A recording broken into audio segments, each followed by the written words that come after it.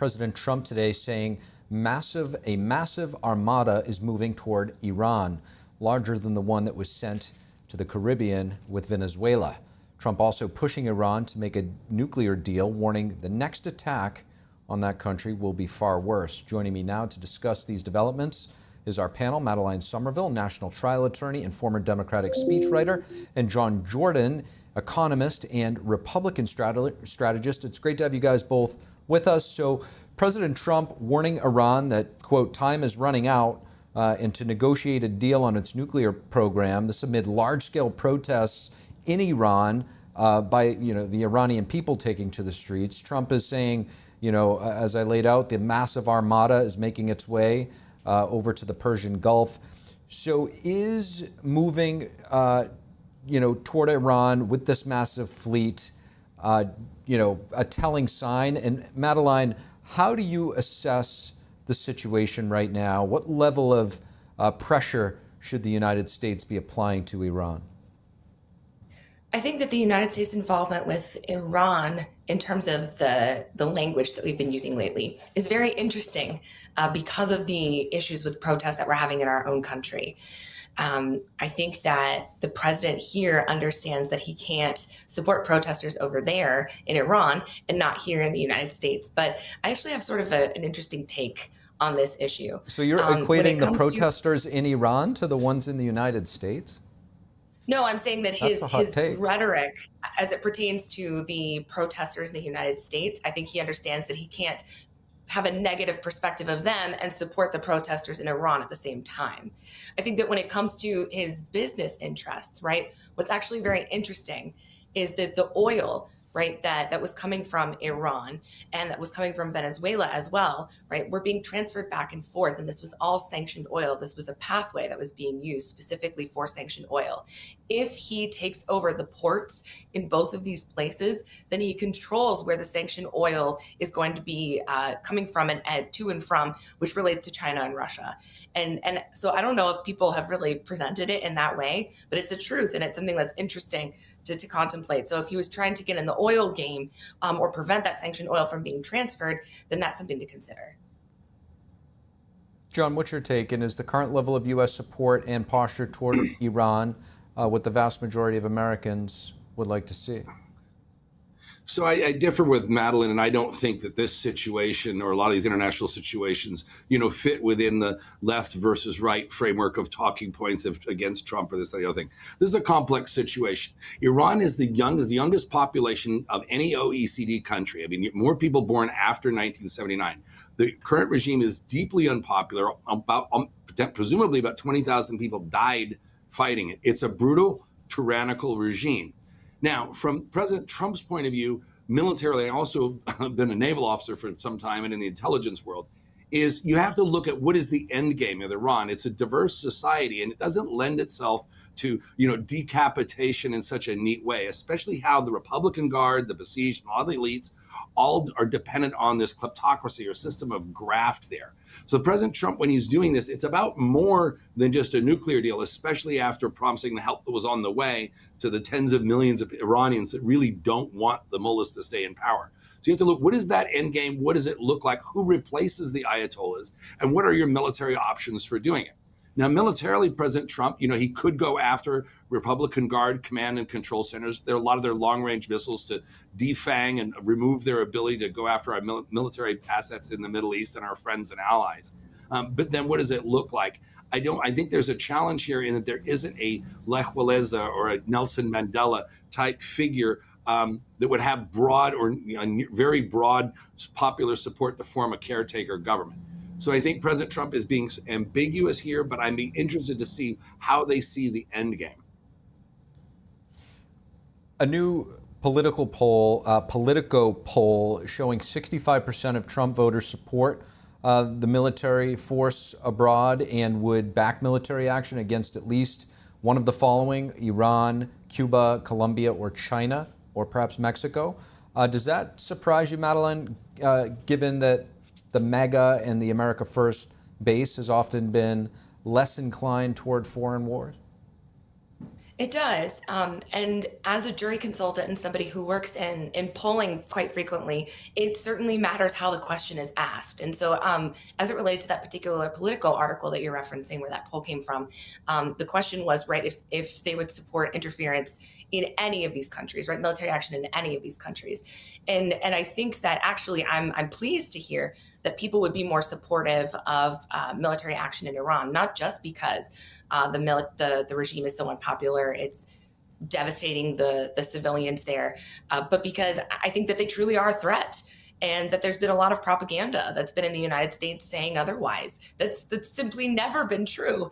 And so I'm glad to see that people kind of in my opinion, have their heads screwed on straight in looking at the threat that Iran poses to the world. I do think that it's a legitimate concern there. Now, I think it's interesting that a few of the other countries that were included in the survey, right? We had Mexico. When you're comparing interference in countries like Venezuela to Mexico, you might say, well, it would make more sense because the fentanyl and cocaine and different drugs that come into the United States that are affecting our population come more so from Mexico than they do from Venezuela, right? So it makes sense to have some sort of intervention there before it would elsewhere, which kind of relates me back to my last point, which was it seems like all of this is related to the issue of oil, right? Because that is the relationship between the countries of Venezuela and Iran, temporally with our involvement with them, and also as it pertains to oil with Russia and China. So I am surprised because I know that people didn't want to get involved in the forever wars, just like we did in the past. I know I'm quite familiar with the Iran-Contra affair and what happened with Jimmy Carter and our involvement with the Ayatollah then. So I am interested to see, just like John said, and how it's going to turn out. John, oftentimes when we hear American war and oil, people's minds default to, like it's an oil grab for greed. But talk to us about the national security elements, as Madeline pointed out, when it comes to the geopolitical implications of Iranian oil supporting Russia, China, arguably our two greatest adversaries, certainly China. Mm-hmm. Well, we live in a hyper-connected world where economics is one domain of conflict, right? So Iran is very important to Russia. A supplier of drones, a supplier of bad behavior to keep the West and the United States diverted. Were Iran to fall, it would have put enormous downward pressure on oil prices, which would cripple the Russian economy. I'm a Russian speaker and have worked a long time on Russian affairs. The worst thing you can do to the Russians is bring the price of oil down. That's what President Trump has done, from $81 to about $63 today, 50-something last week. So you do that, it's connected to the Ukraine war, and this will put a hole in the Russian drum is an understatement of epic proportions. So that is very important. More to the point, you diminish China's influence throughout that region. And China depends on the Middle East for about 90% of its oil and benefits from a discounted, because it's sanctioned, Iranian oil.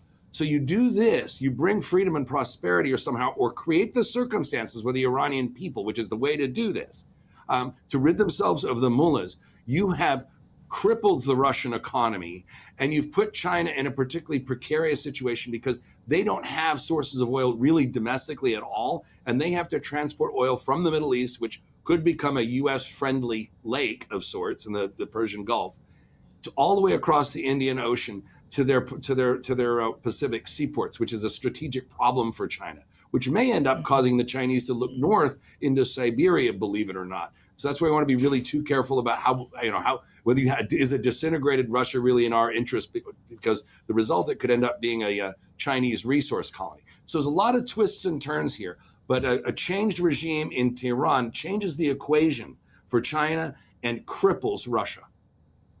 I would 100% agree with that analysis. And I also agree that it's not a left or right thing, because that's just the truth, everything that you just said, right? So, and I think even you've heard me criticize President Trump so many times, right? But this is kind of a brilliant move here. Okay, we'll archive that one, Madeline.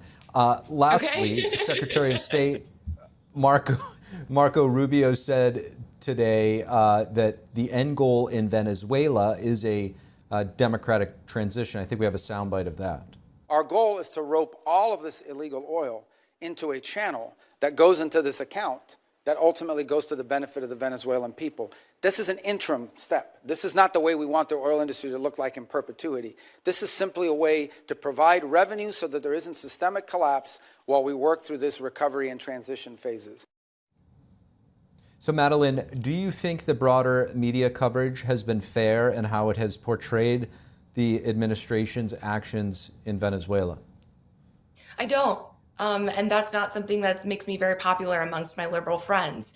But I have to call balls and strikes. And when you look at the bigger picture here and the fact that we're talking about sanctioned oil, right, and that we're talking about our adversaries, if we are able to both rid the Venezuelan people of a dictator and get the people of Iran a more safe environment to be able to grow and prosper, and at the same time, right, be able to create benefits for the United States, then yeah, it absolutely makes sense. Now, do I agree with the way things are always done? No. Do I agree with the messaging that's being given to the American people about it? No, on either side, right? I think that it would be fair for journalists to look at the big picture like I am and to try to, and like my friend John here, and to try to present to the American people, look, this is a benefit on a large scale. He's playing chess, not checkers here. But I understand that also, we need to be using the proper channels to be able to communicate with other countries and respect human rights. It's difficult. This is a difficult situation. I'm not trying to criticize in a situation that I know nothing about in terms of extracting a ruler from another country and bringing them to your own. But I think that overall, the media coverage not only hasn't been fair, it's been slightly inaccurate in not painting the whole picture. And to your point just there, Madeline, John, not all autocrats or autocracies are created equal, as crazy as that sounds, but the situation in Venezuela is actually different than the one in Cuba, and it's totally different from what we see in Iran and the Middle East and elsewhere around the world. So when it comes to Venezuela, one thing I often hear from folks from Venezuela, dissidents in the sort, is that it wasn't too long ago, it's still within many of the folks that live there's memory, what it was like to live in a prosperous, open society. So what do you think the president, our president, in this administration want for Venezuela, and how realistic do you think it is for the Venezuelan people to get back to that golden age that was only a few decades back? Well, it's a process, and this is step one. Maduro, he was an indicted drug dealer under indictment in the United States and not recognized by 50 some odd countries, including all of the European Union. The administration here unveiled a new model for restoring or promoting democracy and ending malign behavior by these bad actor countries. The Iraq model, the Bush model, was we're going to go in full occupation. We're going to root out all of your institutions and impose our own at gunpoint, and then we are going to leave. Here, what the administration did is they removed Maduro. We have a new regime where we've told them we know where your Swiss bank accounts are. If you don't wish to have the same fate as Maduro, you're going to play ball with us, and you're going to end the malign activities. Sooner or later, certainly under the Venezuelan constitution, an election is required, and they'll be voted out. But what we've done is we're doing it by remote control. This is analogous to what MacArthur did in 1945 during the occupation of Japan. Within a few months of the end of the war, we only had a few 100,000 troops in Japan, not enough to impose our will militarily should the Japanese have risen up. Instead, we made a deal when we signed the surrender agreements with the Japanese, is that the emperor could stay in charge largely, and we let a lot of these really bad guys in Japan still basically run things until they were expelled by the body politic as Japanese society changed. That model worked very, very well. Was cheaper and more durable because it wasn't gunpoint democracy like the Bushes tried. So this is interesting, but it's going to take a little process, take some time, just like it did in Japan from 1945 into the 50s. I really like that. John Jordan, Madeline Summerville, really appreciate both of you coming on. Thank you.